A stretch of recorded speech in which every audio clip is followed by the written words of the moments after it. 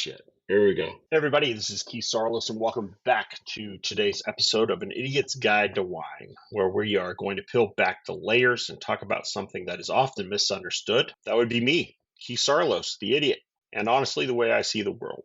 Last night, we were honored to go to the premiere of the movie Reagan, and more than that, we were tapped by the Ronald Reagan Ranch, which is here in San Ynez Valley at the top of our hill, to make a wine for them, to make a wine in honor of our most famous resident, Ronald Reagan, which is quite an honor. In all honesty, to see a Saarloos name on the back of a bottle with a picture of a president on it is something I could never have imagined. And if you went back and told a 16-year-old Keith Saarloos you'd be doing that, 16-year-old Keith Saarloos would call you a liar.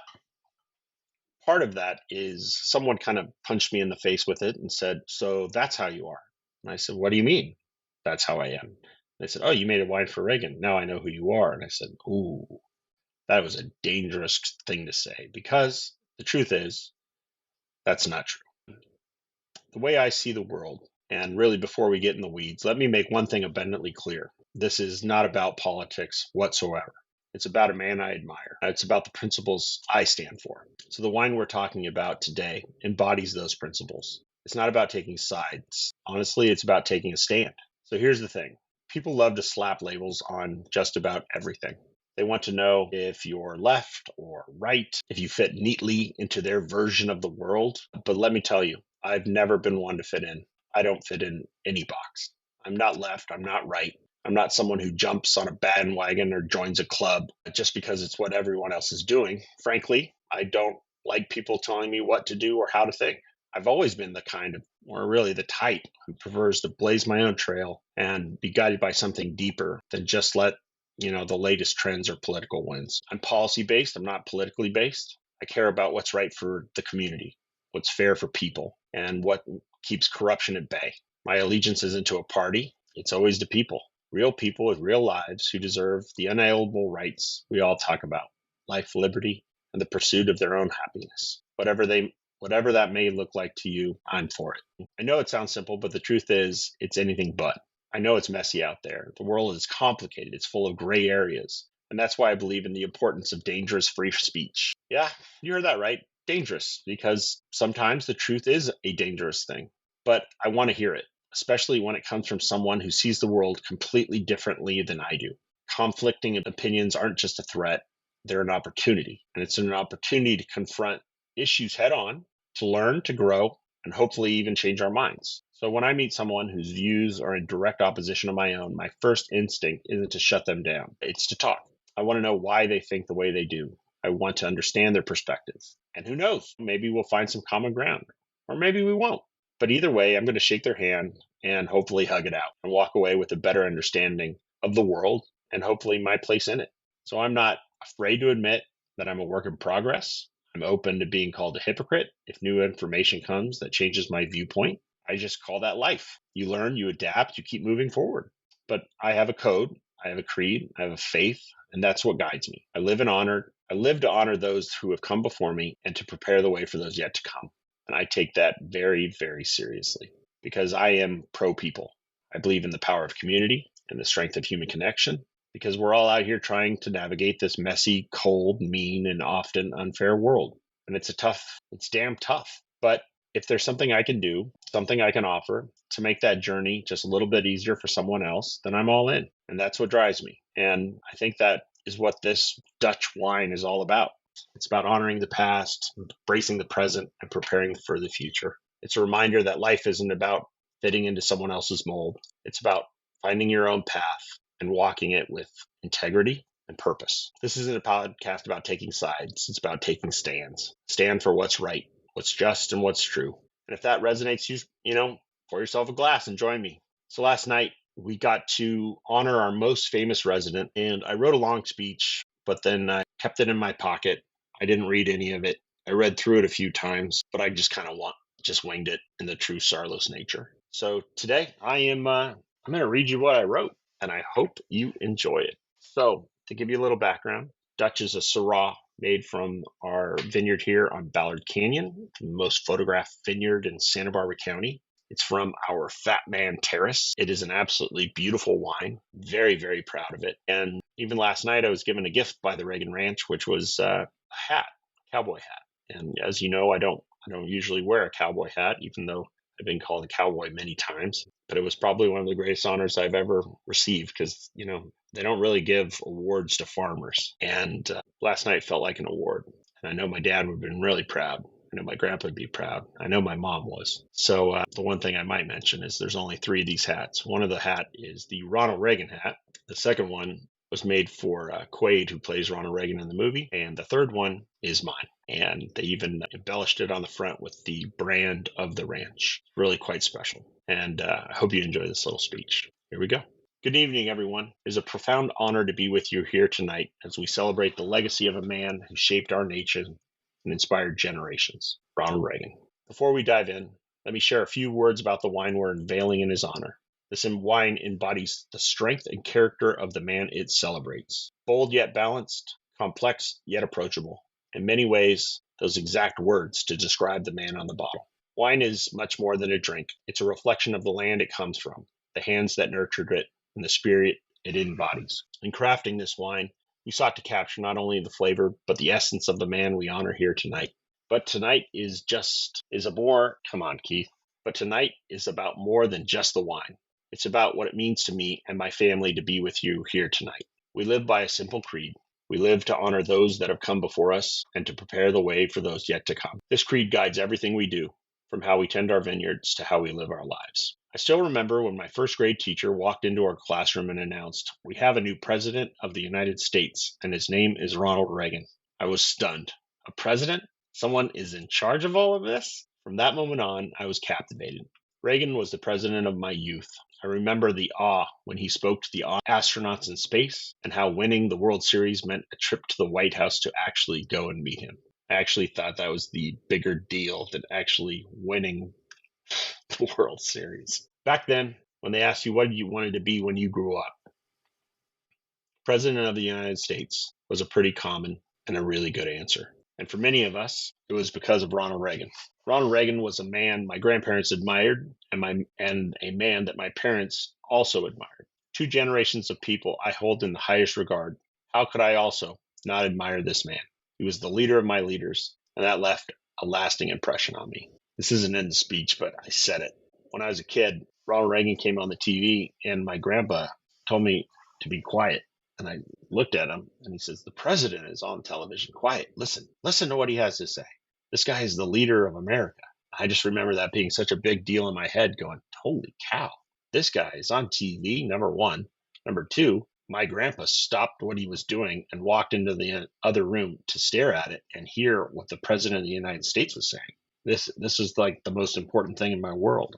Back to the speech. As I grew older, I became more aware of the complexities of leadership. It's easy as a child to see things in black and white, to believe that leaders are infallible. But as you mature, you start to realize that leadership is full of difficult decisions. My grandfather once shared a quote that stuck with me. The hardest thing about being the boss is making tough decisions. Decisions you're not always 100% sure of, but decisions that must be made nonetheless. Being the boss is hard. You won't always be perfect, but you can make the best decisions when they are based on integrity and care when you have to make them. I have also thought about this little statement many, many times in my life because no one knows what they're doing. We're trying to make the best decisions we possibly can with the information we have today. I don't fault anyone for that, but that is a very tough position to be in. We've all been in it. I don't have all the information, but I do have this information. I hope I have more information in the future, but today a decision has to be made. And I've been in that position a ton, and it's always hard. As I was fortunate enough to visit the Ronald Reagan Ranch, a place that brought the man behind the presidency into sharper focus for me. Walking through the modest 1,100 square foot adobe home, I saw the simple card table where he did his government homework, and the bedroom where 2 single beds were zip tied together to make it larger. It was humble in every sense of the word.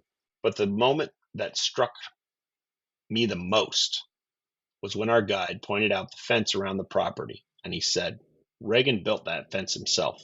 He didn't hire someone. He picked up his tools, he cut the posts, and set them in the earth with his own 2 hands." Now I want to preface this part of the story. I had a buddy of mine, and I am a cynical person to a certain extent. And when he said, "Hey, you want to go see the Reagan Ranch?" And he grew up in this valley when Ronald Reagan lived here. His dad was Ronald Reagan's vet, in all honesty. What's also very interesting about that is Ronald Reagan voted in Solvang. He ate dinner in Ballard, and he went to the movies in Buellton. This guy was like, Ronald Reagan was a legit person who lived and was like a local. He was here, and people knew him. And the people that did know him, everybody I've come in contact with him said, "Yeah, he's that guy." I go, "Come on." They're like, "No, he was that guy. He was honestly that guy. Like, as you see him, as he's been portrayed on TV and being this like funny, nice, caring dude."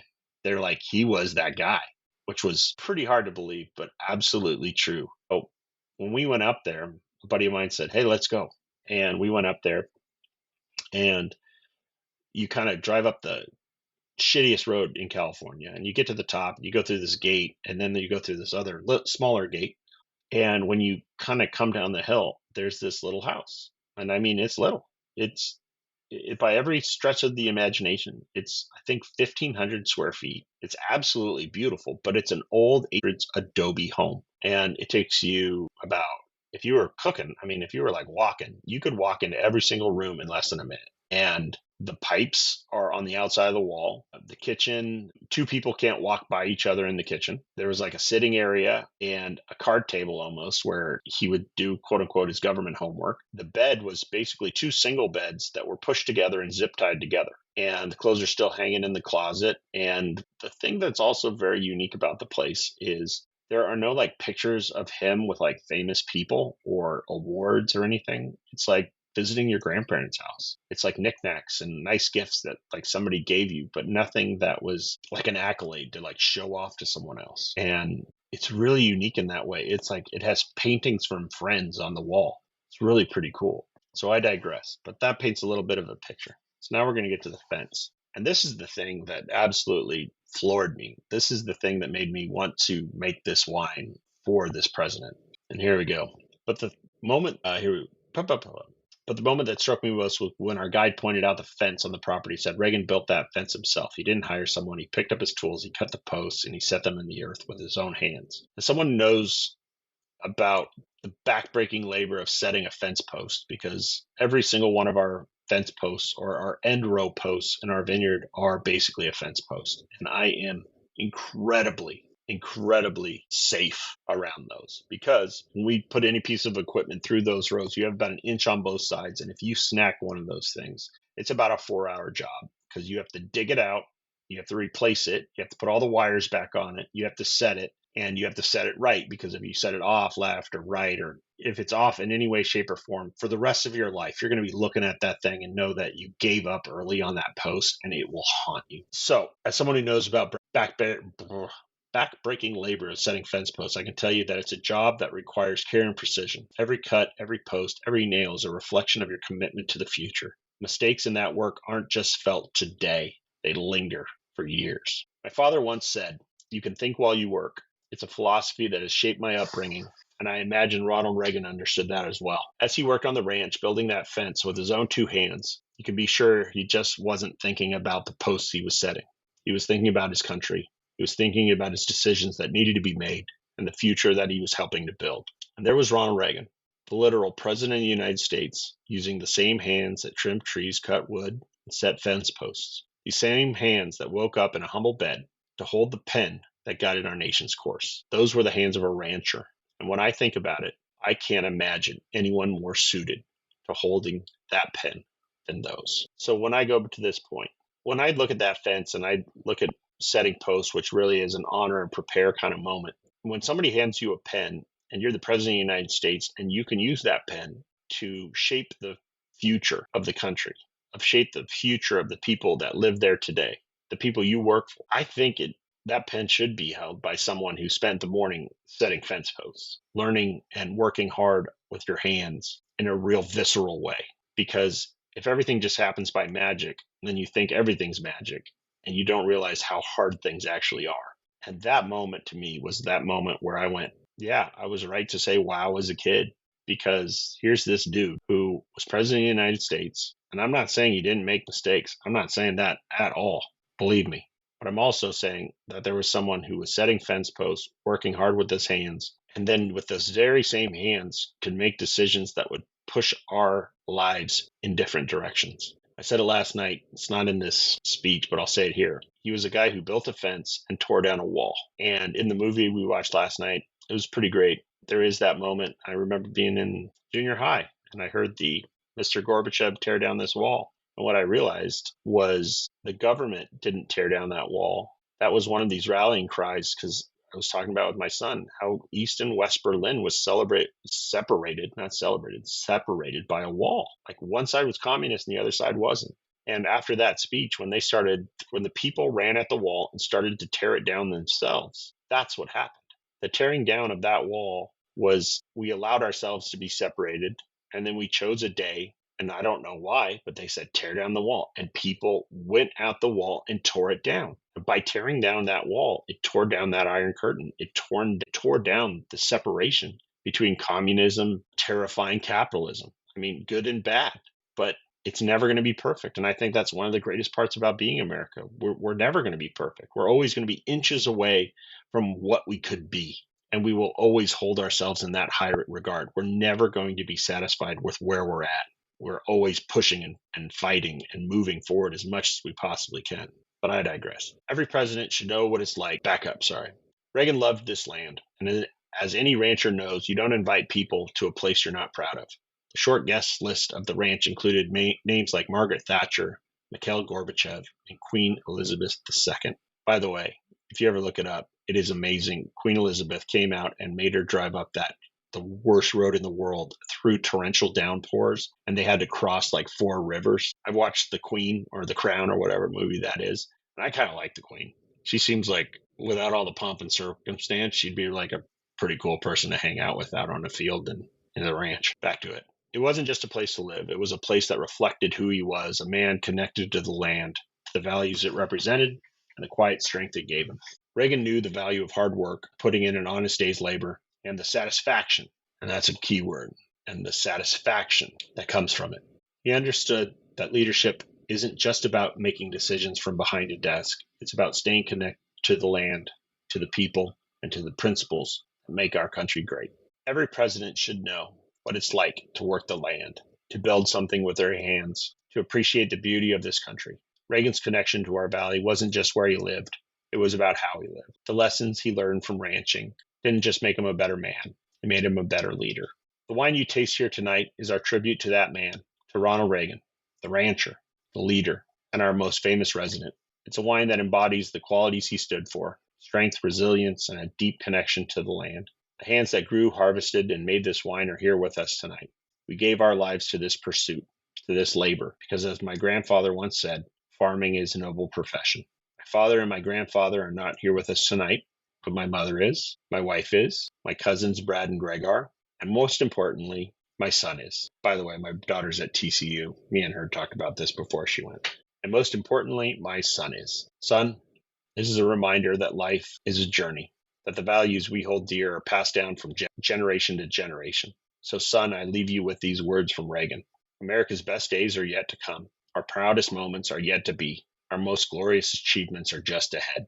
We are honored to be able to craft this wine for a fellow rancher and our most famous resident of the San Ynez Valley, the great leader, and also the 40th President of the United States. We live to honor those that have come before us, and we prepare the way for those yet to come. And that's the speech. Last night was pretty great. We went and watched the movie, and here's the truth. You may hate Reagan. You may like him. I don't know. But the thing I've seen from him makes me admire him. I admire my dad. My dad put in a hard day's work. My grandpa put in a hard day's work. I try to do the same. I try to teach my kids the same. It was a really special night to honor our most famous resident in a really big way because, like I said, if you would go back to 16-year-old Keith and show him a picture of last night, of him standing there with his mother and his cousins and friends and his beautiful, beautiful, talented, unbelievably amazing wife. I wish my daughter was in the photo, but his son. And he said, hey, you get to do this one day. I would never have believed you. And I think that's one of the greatest honors in and of itself. to be able to live a life that the 16-year-old version of you would never believe. So this is a very unique episode of Idiot's Guide to Wine. But last night, the local idiot got to stand on a stage and honor probably our most famous resident. Thanks for listening. Oh, and by the way, yeah, you can buy this bottle. It's on the website right now. It's called Dutch. And by the way, not a lot of people know this, but I'm Dutch. And when I got to name it, I picked a name that was a little bit of a secret. So don't tell anybody. I think Reagan get a kick out of that joke. Thanks for listening.